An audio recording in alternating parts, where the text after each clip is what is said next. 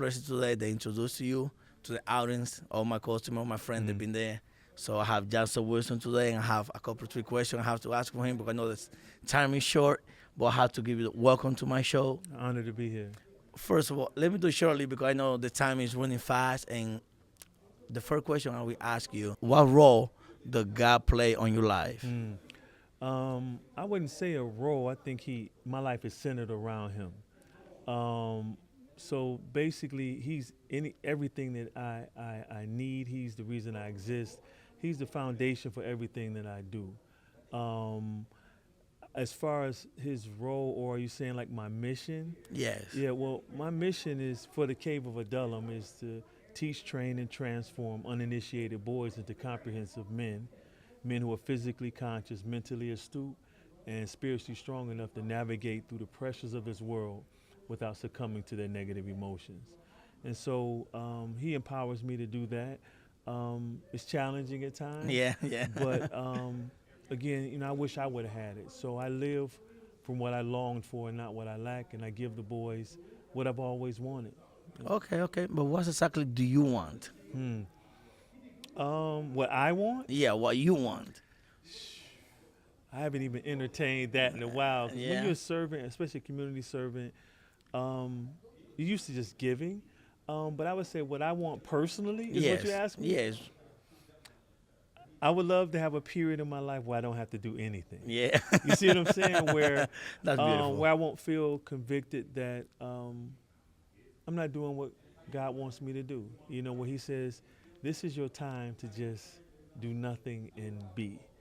And I have those moments because I meditate every morning and in the evening and in the weekends I pretty much with my family. Okay. But just to have a season where I can get up and there's nothing to do, like I don't have to be anywhere, I would really enjoy that one day.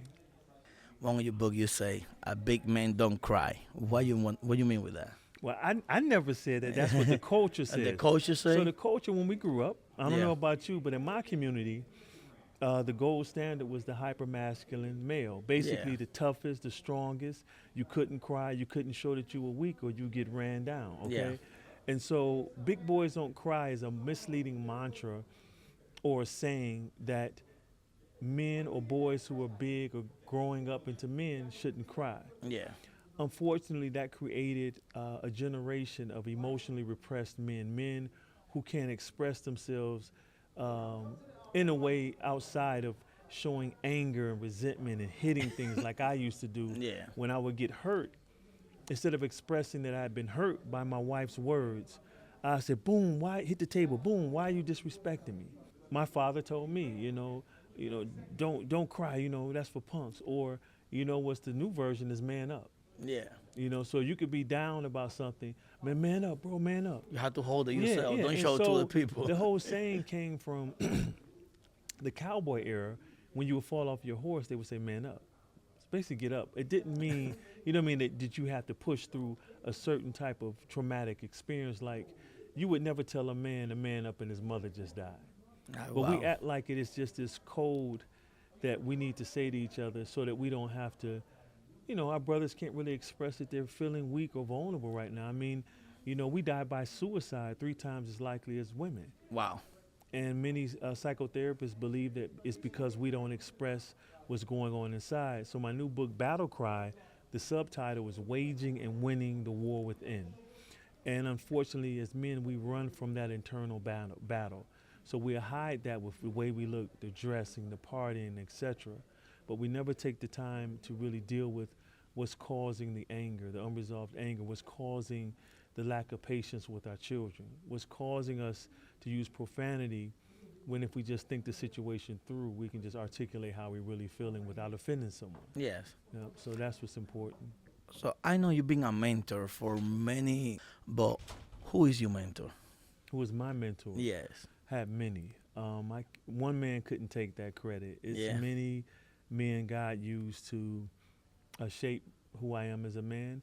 And I believe he allowed it to be many men so that not one man could take credit for what's happening today.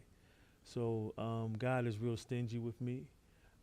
He wants all the credit for what's going on now. And so to answer your question, it's many men. But the greatest influence, I would have to say, honestly, was my mom. Your mom? Growing up as a single mother, I saw her fortitude. I saw her resiliency. My grandfather was lynched. And so that trauma, her and her siblings carried well into their senior years. And afterwards, when she developed dementia, the Most High used that to develop what I call comprehensive nature. Basically, as a man, becoming a comprehensive man, where I'm not just courageous, but I'm also compassionate. So I say that to say I had to be courageous to stand up against certain doctors that was pushing meds on her and didn't even understand her background, or when certain agencies would come and try to take her money, I would have to defend mom. Yeah. But I never knew the other side of comprehensive manhood, which is to be a nurturer, to take long walks with her and just be patient and hear her heart, or just to hold her hand and don't rush the moment, or do her hair. I had to file in her nails one day.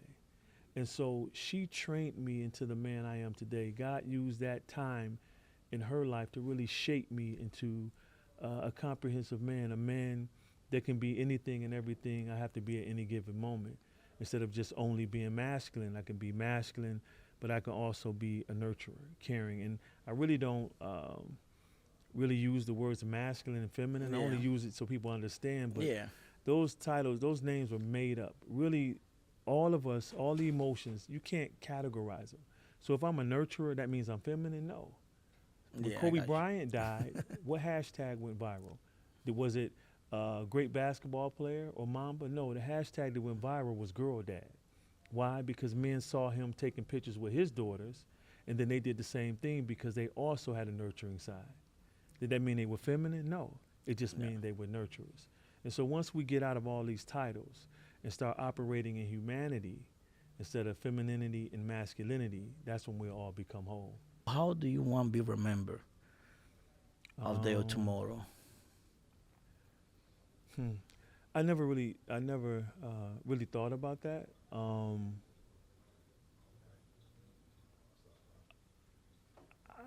don't really care too much, honestly, just to be real with you. I'm really focused on the moment now and what I'm called to do here. What's real important to me is what my family thinks about me and who I am to them. You know, in society, you know, you can fake a lot. You can, you know, people will do anything for you until they get to know you. Oh yeah, but it's to me, it means the most that my family loves to be around me, and that my son and my daughter could continue on with the integrity and the love and the patience and the resiliency to become a better man that they saw personally, hands-on, when no one was looking. And so that means the more to me than how I'm viewed or remembered in the world. I would love to see all the young men that I poured into. I would love to see them with families and taking care of business and being an asset to the community. But far as how I want the world to view me, it's farthest from my concerns. Oh wow, that's my nice. main concern is how God views me, not what people think. Is when I'm going to see him, I want to hear good, job well done, good and faithful servant. Awesome. Yeah, that's it. I have two questions on one, and then we have to be done. What is the best advice they give you? When you say the best advice, who gave me? Anybody that you can, you take the best advice that somebody give you, you take it and you just roll up and you just follow the advice. Be what you didn't see. A deacon of mine, when he was dying, he told me to be what you didn't see. Stop complaining. And so I ran with that. I became what I longed for. I shared earlier, one time I was training with my son in the basement, and he says, "Dad, how did you become a great dad when your father wasn't?" I said, "Son, I simply gave you what I longed for." And so I ran with that advice. I started living from the good in my heart instead of my fears, and rest is history. Yeah. And that's something I live from. And what was the other question? And advice that you can give to me, to anybody who can be watching this podcast. It's kind of hard to do that when I don't know, know Yeah, you. no, for anybody uncommon about what is happening in the world. I would, if it's a man, I would tell him to live from the good in his heart, what he's See, a lot of times because of society or the way we fear we'll be viewed, we don't live from that. It's a facade. What the world sees is basically an Instagram profile, but in real time. They only see the highlight reels. I would tell every man to, allow yourself to be seen, especially by those who love you. Too many men, too many families find out what their husband or man in their life was dealing with at the funeral. Wow. And so that's not good. It's like we feel that our family couldn't take that we're about to break.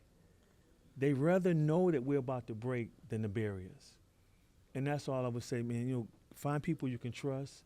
Get into a support group with men so you get used to expressing what's going on in your life. And, to start living from your heart instead of your fears. It hurts me to see so many men suffering in silence. And it's all a facade, man. You're just a human being, man. You have the right to feel. And that's what I would tell them, express the freedom to feel. Of course, you can only show that side to certain people. But eventually where I am now, I don't care what people think. I could cry right now if the emotion or the situation warranted, without caring what you think or anyone else watching things. Wow, and that's where I would want men to be. It's like, cool, if you take that for granted, you just lost a good friend. Yeah. I didn't lose nothing. You lost something.